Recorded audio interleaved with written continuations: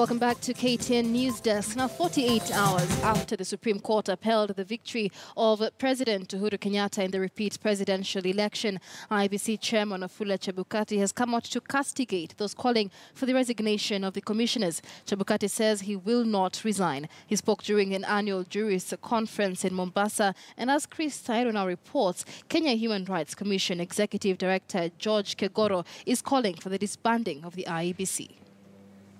I've made several attempts to make critical changes, but all my motions have been defeated by a majority of the commissioners. Under such conditions, it's difficult to guarantee free, fair, and credible elections. It is this statement made by IEBC Chairman Wafula Chebukati days before the repeat of the presidential election on the 26th last month that continued to cast aspersions on the reputation of the electoral body and whether it can conduct a free, fair, credible and verifiable election.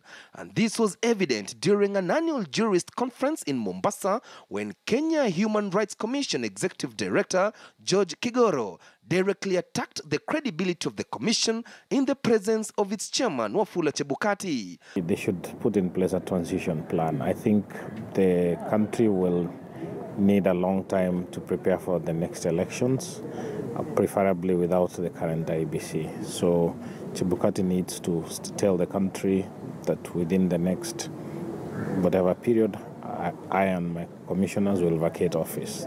At the end of the day, commissioners are in office. They didn't just come in office. They were interviewed.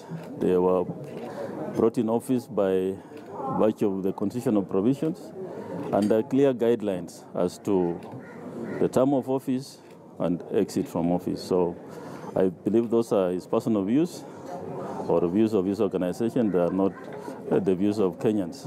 According to Kegoro, the commission failed to manage their internal affairs where they were in charge and resulted to the nullification of the presidential results by the Supreme Court, differences that also saw the resignation of Commissioner Roslyn Akombe days to the repeat polls.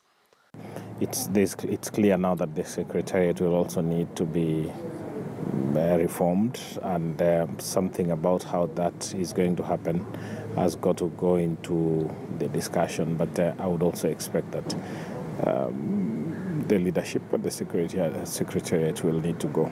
The Commission, we believe we did 2 elections in 3 months, which is, I believe, a commendable effort as an EMB. I don't think any other EMB in Africa or the world has done that. And I also believe that the Supreme Court, by its determination, has confirmed that the election carried out on 26th of October was properly done within the law. Among the irreducible minimum demands raised by the opposition NASA was the resignation of the IEBC CEO Ezra Chiloba and 11 other employees of the commission, among them 2 commissioners. Before the August 8th general election, the Isaac Hassan Commission was hounded out of office by the NASA team on allegations that they bungled the 2013 general election, which saw President Uhuru Kenyatta declared the country's 4th president. The citizens have finally opened the servers that the IEBC refused to open. The boycott has shown that the so-called numbers and percentages that Jubilee and Uhuru Kenyatta have been talking about were all along fraudulent. We want to focus on strengthening the institution so that come the next election, IEBC will be better placed to manage the elections. But even as the IEBC chairman insists that the commission has the eyes on the ball and that they are focusing on strengthening the commission, there are still doubts on whether the same team of commissioners and the Secretariat will conduct the 2022 general election. Chris Tairo, KTN News in Nairobi. Well, for more on that, let's bring in election law expert Felix Owor, who joins us by way of phone. Good afternoon, Felix. What do you make for this cause of resignation of IEBC officers in the wake of the Supreme Court's decision to uphold President Uhuru Kenyatta's re-election? Thank you very much. First of all, I think it's important for us to put everything in perspective and context. We have found ourselves as a country where we are, largely because of the conduct of the Independent Electoral and Boundaries Commission. Mm-hmm. And it also should be remembered that Kenya has held 6 multi-party elections since 1992, and within which time we've had 6 electoral commissions, the Chesoni Commission, Kivuitu Commission, IPPG Commission, IEC Commission, Amedizak, IIBC, and now we have IIBC by Chebukati. The fundamental question to ask and to acknowledge is that despite the weakest link to the consolidation of electoral democracy in this country remains the election management body. And therefore, it is absolutely necessary for us to have this discussion now. The conduct of this commission, and have maintained very consistently over time that we found ourselves in this situation because of the current IEBC.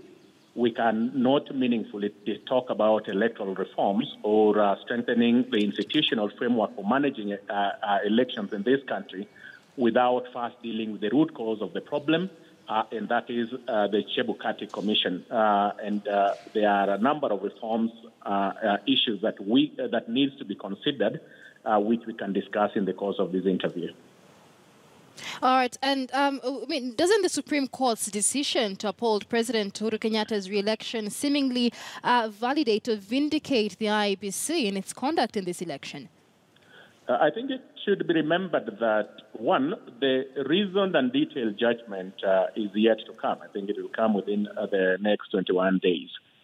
And so it is premature or early for us to acquit the IEBC in its totality. Secondly, let's also not forget that there is a detailed judgment, the Supreme Court judgment with respect to the first presidential elections on August the 8th, that indicted the conduct of the IEBC and apportioned the illegalities and the irregularities having been committed by the IEBC. But let me tell you a fundamental and a cardinal principle in election management. Election management is all about perception.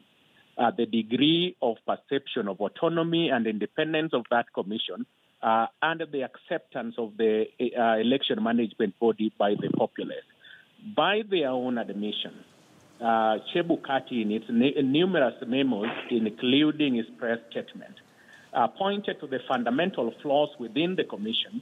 And secondly, of course, let us not forget the Rosalyn Akombe's resignation letter and the memos that she wrote repeatedly to the chairman. Now, the Supreme Court did not admit this evidence, principally because on the manner in which they were acquired, but it doesn't negate the fact that by their own admission, and Akombe's resignation points to the fact that we are dealing and staring at the most incompetent and partisan commission in history, and that moving forward, the issues that were the 12-point memo that Chebukati raised must be addressed if this country is to strengthen our electoral management in this country. All right. Well, IBC chairperson, finally, Wafula Chebukati has remained adamant that they will not resign. He will not resign. But in the event that they do agree for that transition to a different electoral body, what reforms then, key reforms, would be needed in the electoral body? First of all, let me take this opportunity to remind Chebukati that he is not the first to be in that position and defiantly state that he's not going to resign. A number of cabinet ministers have in the past said that they will resign over their dead bodies, but public pressure ended up forcing them to resign. Secondly, one of the best electoral commissioners, Louis Kivuitu, having worked with him, was forced down to resign. Before he resigned, he kept on repeatedly saying that he was not going to resign. My friend Amedizak Hassan, the immediate former chair of the IEBC, and the commissioners repeatedly indicated that they were not going to resign, but public pressure eventually forced them to resign. So Chebukati is not an isolated case, neither is he special. And if you compare this commission and other commissions, this is the worst commission. Now, in terms of reforms, very quickly, one, there has to be an acknowledgement that in this country, election management, or IBC as it is, remains the weakest link. Secondly, The closest we have ever come to a civil war in this country was caused by the conduct of an election management body, the ECK then. The problem that we have, including 70 people dead, a long electioneering period that has eaten on the public coffers, has been caused by the incompetence of this commission. Now, the following reforms must be considered if we are to strengthen our commission. Number one is that the mode of appointment of the commission or the commissioners must be reviewed. Given the partisanship of the current commissioners, including the state capture, as evidenced by both Chebukati press statement and Akombe's resignation, points to the fact that it is important for us to review the mode of appointment of commissioners and to revert to the IPPG model where parliamentary political parties are allowed to nominate commissioners. This is the best commission that we've ever had was the IPPG commission that presided over the 2002 election. And that is also, incidentally, one of the best elections that we've ever had. Now, if we have political parties nominate, then they will be able to checkmate on each other. The second reform that we must consider, Johan Kriegler recommended in the Kriegler's report that there has to be a demarcation of roles between the commission and the secretariat, and sufficient powers and autonomy must be given to the secretariat to manage the election.